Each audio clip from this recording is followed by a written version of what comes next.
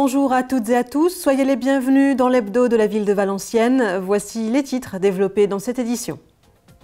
Nous reviendrons sur les commémorations du 11 novembre 1918, des commémorations qui prendront une dimension particulière pendant 4 ans en raison du centenaire de la Grande Guerre. La visite du sous-préfet dans les quartiers Faubourg de Lille et Chasse Royale. L'État redéfinit en effet la carte géographique des quartiers prioritaires et le Faubourg de Lille devrait intégrer la nouvelle carte. Enfin, le salon du diabète et la rencontre avec le réseau Diabéno. Nous vous présenterons les activités de cette association qui chaque année vient en aide gratuitement à 800 patients atteints de diabète de type 2. Pendant 4 ans, nous fêterons donc les 100 ans de la Première Guerre mondiale. Mardi 11 novembre, Valenciennes a donc offert une très belle cérémonie du souvenir en l'honneur de tous les combattants qui ont donné leur vie lors de cette guerre totale et meurtrière. La France y a perdu 10% de sa population active et ces commémorations appellent à la mobilisation des consciences. Le cortège s'est ensuite rendu sur la place d'Armes et a défilé devant le sous-préfet Franck-Olivier Lachaud et le député-maire Laurent de Gallet. Étaient présents également l'Union nationale des combattants, bien sûr, les cadets de Manchester, les aviateurs de l'escadron Champagne, les sapeurs-pompiers, mais aussi les associations et clubs sportifs représentant la société civile. Une cérémonie qui a fait participer les enfants des écoles Jean Moulin et Henri Lemaître. Parmi eux, la petite Daïna a été récompensée pour sa lettre dans laquelle elle s'exprime à la place d'un poilu qui écrit à sa famille du front et qui sent la mort arriver. Elle a reçu le prix de la ville de Valenciennes. C'est un concours qui a été lancé dans toutes les écoles. On écoute Daïna, elle a 10 ans et elle est scolarisée à l'école Plaine de Mons. La lettre que j'ai écrite, c'est l'odeur de la mort. Parce que j'ai essayé de ressentir un peu l'odeur de la mort et qu'est-ce que ça pouvait faire si par exemple je voyais une de mes meilleures amies morte à côté de moi en plein milieu de la guerre avec l'odeur de la mort, la voir morte ou plein de choses comme ça, la voir se faire fusiller ou voilà. Qu'est-ce que tu penses des hommes qui font la guerre ? Je pense qu'ils ont beaucoup de courage, beaucoup de... ils ont beaucoup de courage, franchement. Si je pouvais en voir un qui avait fait la guerre, je l'applaudirais, voilà quoi, parce qu'il il défend son pays et ça c'est magnifique. Qu'est-ce que tu penses des hommes qui décident de faire la guerre ? Oh, ça c'est pas la même chose parce que j'aime pas la guerre, je veux dire ça rapporte à rien, ça au contraire. Parce que notre devise c'est liberté, égalité, fraternité, puis pour moi c'est tout le contraire de ça. Une cérémonie donc qui a voulu laisser une large place aux enfants. On écoute le député-maire Laurent de Gallet qui nous explique pourquoi. Je crois que partout en France on célèbre le 11 novembre, mais on a une particularité ici à Valenciennes, c'est de le faire différemment. C'est que ce devoir de mémoire prend une forme particulière. C'est les jeunes générations qui défilent. Et je tiens à saluer les associations sportives qui ont fait un défilé extraordinaire ce matin. Et puis les enfants des écoles qui, un 11 novembre, alors qu'ils pourraient rester tranquilles devant la PlayStation à la maison, font l'effort de venir. Et je crois qu'il y a un vrai plaisir, ils prennent vraiment du plaisir. Et ils le prennent parce que les parents les accompagnent aussi. Alors je ne sais pas si c'est suffisant, mais le travail que font les associations patriotiques, que font les porte-drapeaux, que font les municipalités, que font les enseignantes et les enseignants, j'espère que ça sera de nature à sensibiliser les enfants pour que le cri du cœur soit partagé et ça ne soit plus jamais ça. Voilà donc pour ces commémorations du 11 novembre 1918 qui ont également, il faut le préciser, célébré les soldats tombés lors de la guerre 39-45, les combattants d'Afrique du Nord et d'Indochine et de toutes les opérations extérieures. L'actualité de cette semaine, c'est aussi cette visite du sous-préfet Marc-Olivier Lachaud des quartiers Faubourg de Lille et Chasse Royale. C'était vendredi 14 novembre. Depuis le mois de juillet, en effet, le sous-préfet visite les quartiers qui vont être retenus dans la nouvelle géographie prioritaire de la politique de la ville, sur proposition des élus locaux. Après Denain, Onnain ou Condé, c'est à Valenciennes que le sous-préfet s'est arrêté. Accompagné du député-maire Laurent de Gallet, il a pu constater les besoins vitaux du Faubourg de Lille qui ne fait pas partie de l'ANRU. On écoute le sous-préfet, nous l'avons interrogé après sa visite du quartier.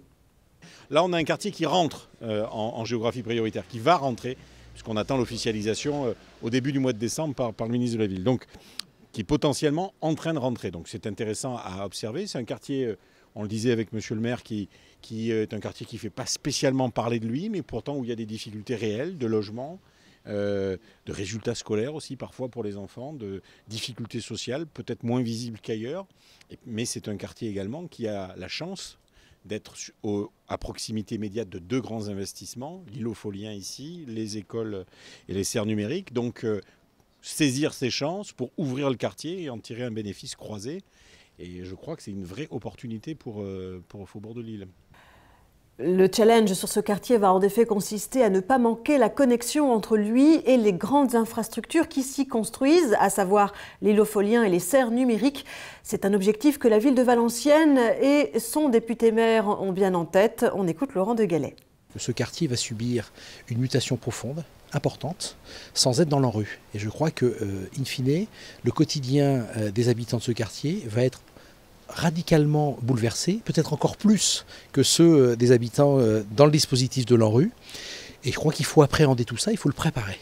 Donc il faut le préparer largement en amont, il faudra le préparer de façon concertée avec les habitants pour que ces habitants puissent appréhender leur nouvel environnement. Ça va être bouleversé complètement. On commence, on voit l'écoport qui est quasiment terminé, l'îlot Folien qui ne va pas tarder à sortir. Et donc voilà, beaucoup de changements. Et il faut qu'on accompagne ça. Et on ne peut pas changer juste les abords sans changer l'intérieur même et le cœur même du quartier. La voirie, l'habitat, la vie scolaire sont autant de priorités que la ville a en ligne de mire, sachant que Valenciennes Métropole fera également partie des financeurs via un fonds spécifique. Voilà donc pour le Faubourg de Lille. Et tout de suite après, c'est dans le quartier Chasse-Royale que s'est rendue la délégation. Le sous-préfet a visité ce quartier qui devrait, comme vous le savez déjà, bénéficier, lui, des subventions de l'ANRU 2. Sans transition, la ville de Valenciennes compte 44 363 habitants et chaque année, elle en gagne environ 350 de plus. Tous les ans, une cérémonie d'accueil est organisée à l'attention de ces nouveaux arrivants qui ont décidé de s'établir à Valenciennes. Une découverte de la ville en bus leur est offerte, visite commentée par un guide de l'office de tourisme qui leur présente les quartiers, le renouvellement urbain dont la ville a bénéficié et puis son histoire aussi, riche en rebondissements. On écoute les réactions de ces nouveaux Valenciennois.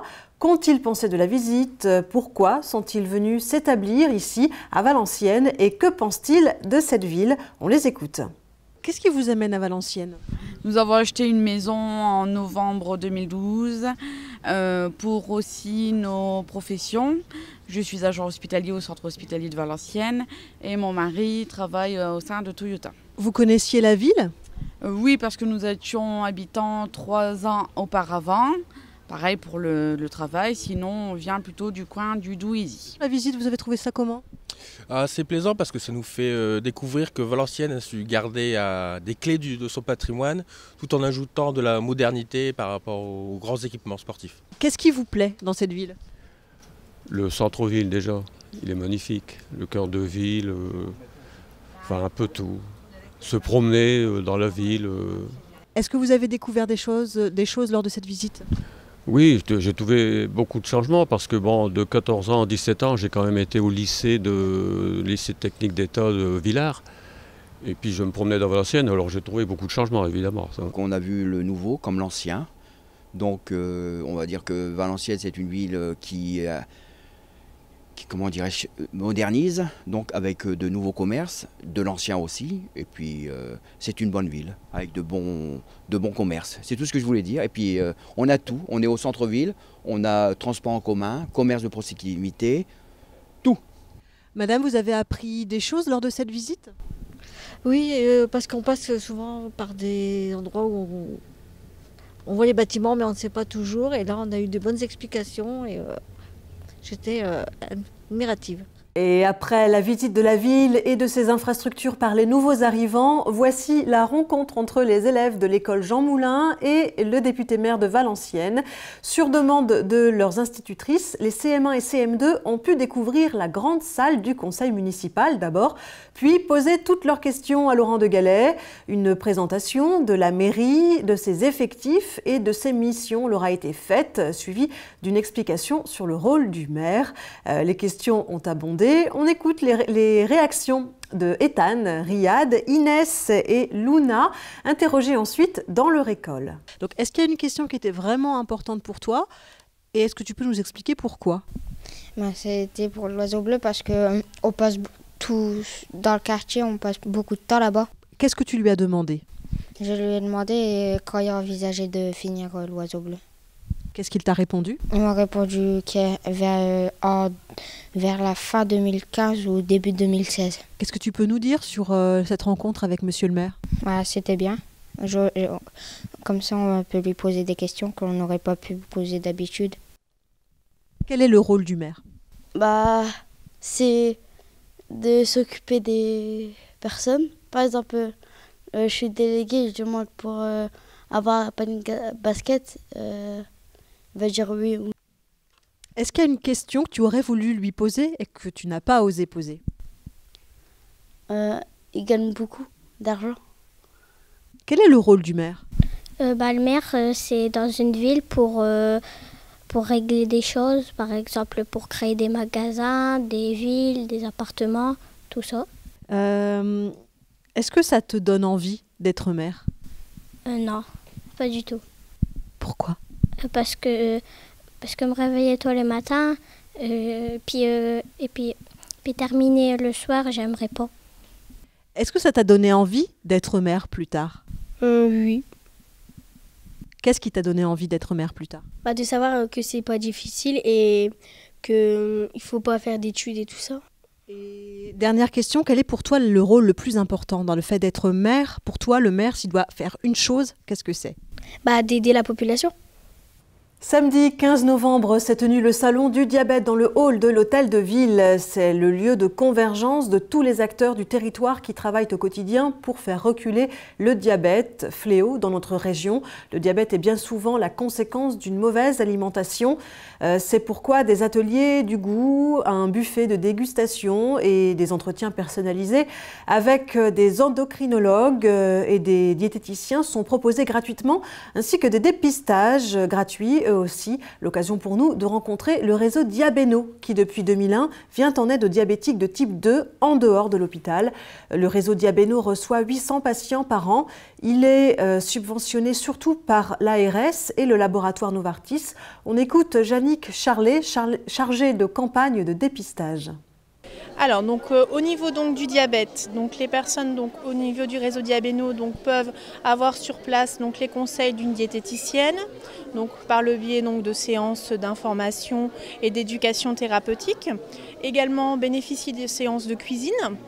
Ils peuvent bénéficier également de l'activité physique, des séances en salle adaptées à la personne et à la pathologie.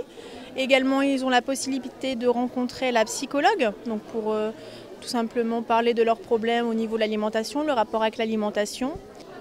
En ce qui concerne le dépistage de la rétinopathie diabétique, là c'est une autre branche du réseau Diabéno qui permet justement aux personnes qui sont diabétiques de pouvoir bénéficier également d'une image du fond de l'œil. Tout simplement, comme vous le savez, on a des difficultés à obtenir un rendez-vous chez l'ophtalmo actuellement. Il faut compter à peu près entre 1 an et 1 an et demi. Et grâce à ce dépistage, on va au plus près de la population et on leur propose un dépistage qui est gratuit.